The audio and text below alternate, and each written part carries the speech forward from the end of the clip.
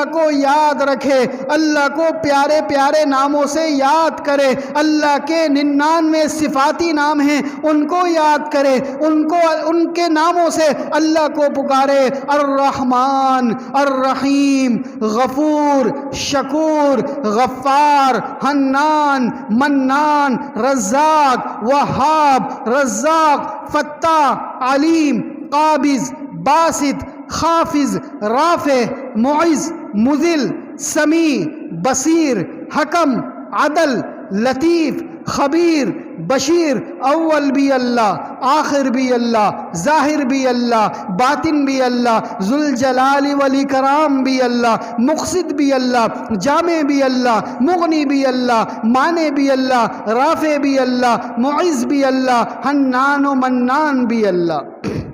تو اللہ کو پیارے پیارے ناموں سے یاد کرنا، الا بذکر اللہ تطمئن القلوب، الا بذکر اللہ تطمئن القلوب۔ نہ دنیا سے، نہ دولت سے، نہ گھر آباد کرنے سے سکون دل کو ملتا ہے، اللہ کو یاد کرنے سے۔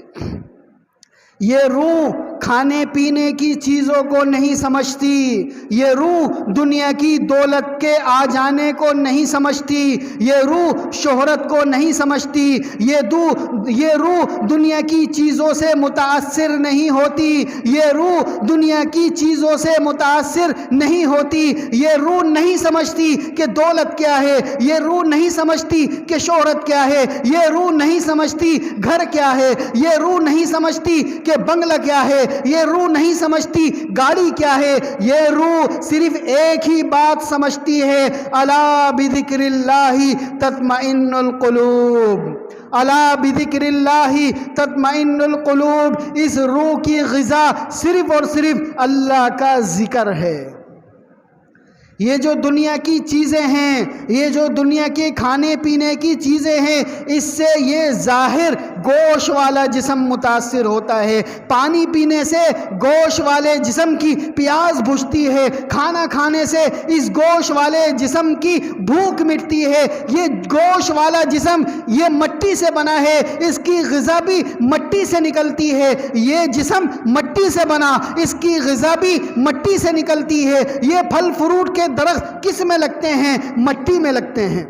یہ پھل فروٹ کے درخت، یہ سبزیوں کے درخت کس میں اگتے ہیں؟ مٹی میں اگتے ہیں۔ یہ جو بیج ڈالتے ہیں مٹی میں ڈالتے ہیں، وہ بیج اللہ کے حکم سے پھوٹتا ہے، وہ پھوٹنے کے بعد اس میں کلی بنتی ہے، وہ کلی درخت بنتا ہے، وہ درخت کے اندر پھل آتے ہیں، ان پھلوں کے اندر اللہ تعالیٰ مٹھاس ڈالتے ہیں، الگ الگ مٹھاس ڈالتے ہیں، الگ الگ فروٹ پیدا کرتے ہیں، الگ الگ ذائقے ڈالتے ہیں۔ کس لیے ڈالتے ہیں؟ کہ انسان کے لیے ڈالتے ہیں، کہ آم کا الگ ذائقہ، بنانے کا الگ ذائقہ، انار کا الگ ذائقہ، اسٹرابری کا الگ ذائقہ، کتنے فروٹ ہیں، کتنے پھل ہیں، الگ الگ ذائقوں والے ہیں۔ یہ اللہ کے حکم سے زمین کے اندر سے نکلتے ہیں، زمین کے اندر سے وہ درخت نکلتا ہے، درخت کے اندر یہ پھل پیدا ہوتے ہیں، اللہ کے حکم سے ہوتے ہیں۔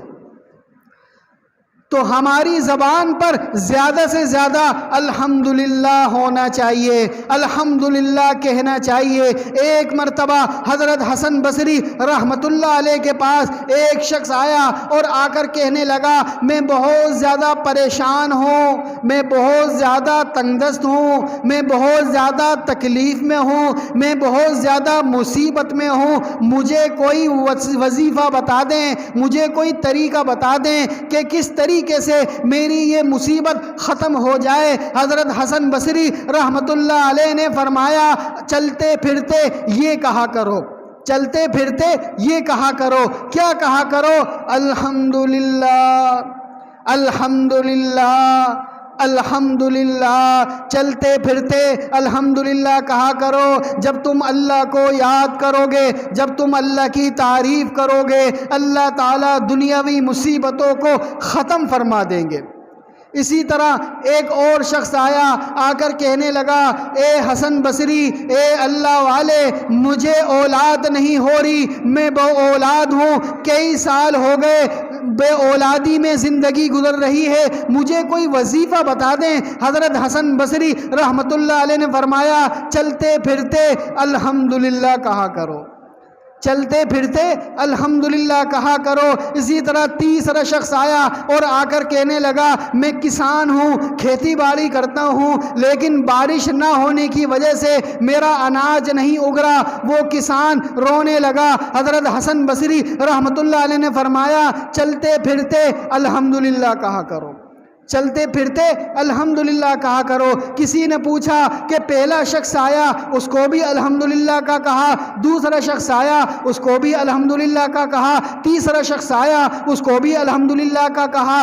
یہ تمام لوگوں کو ایک ہی وظیفہ دیا آپ نے۔ انہوں نے فرمایا یہ تمام وظیفوں کا سردار ہے، یہ تمام انسانوں کا پہلا کلمہ ہے، یہ تمام انسانوں کی روحوں کا پہلا کلمہ ہے۔ جب اللہ تعالیٰ کو انسان الحمدللہ کہہ کر پکارتا ہے، اس الحمدللہ کی برکت سے اللہ پاک مصیبتوں کو ختم فرما دیتے ہیں۔ تو یہ الحمدللہ نماز بھی بغیر الحمدللہ کے نہیں ہوتی۔ الحمدللہ کیا ہے؟ سورہ فاتحہ کی ابتدا بھی الحمدللہ سے ہے، سورہ فاتحہ کی ابتدا بھی الحمدللہ سے ہے، قرآن کی پہلی سورت الحمدللہ سے ہے، اور بھی بہت سارے مقامات پر الحمدللہ کا لفظ آیا ہے۔ تو اپنی زبان پر زیادہ سے زیادہ الحمدللہ کہنے کی عادت بنائیں۔ اسی طرح تیسرے کلمے میں بھی الحمدللہ ہے، سبحان اللہ والحمدللہ ولا الہ الا اللہ واللہ اکبر ولا حول ولا قوت الا باللہ العلی العظیم۔ تو سب اس کی عادت بنائیں گے نا۔ الحمدللہ اپنا تکیہ کلام بنائیں۔ کوئی آپ سے حال احوال پوچھیں الحمدللہ، کوئی پوچھے آپ کیسے ہیں الحمدللہ، کام کیسا ہے الحمدللہ، گھر والے کیسے ہیں الحمدللہ، زندگی کیسی گزر رہی ہے الحمدللہ، کوئی تکلیف آ گئی اس تکلیف میں بھی کیا کہنا ہے الحمدللہ علی کل حال، الحمدللہ علی کل حال۔ ہر حال میں اللہ کی تعریف کرنی ہے، ہر حال میں اللہ کا شکر ادا کرنا ہے۔